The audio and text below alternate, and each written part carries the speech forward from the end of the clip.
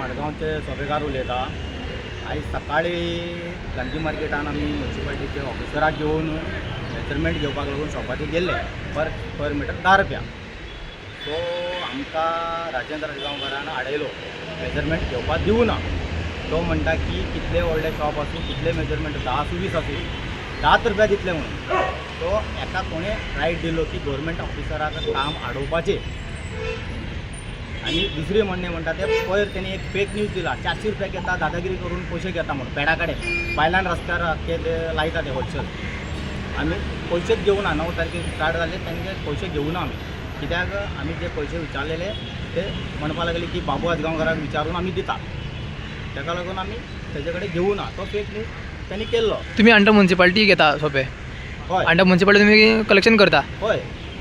So मागीर आतां म्हाजें म्हणणें एकूच आसा, आतां इल्लिगल शॉपां थंय गांधी मार्केटान आसा, तो बाबू आजगांवकाराक ती कमिशन वयता आनी भायर बसून ते पेडा कडेन बसता पळय थंयच्यान बी ताका कमिशन पावता।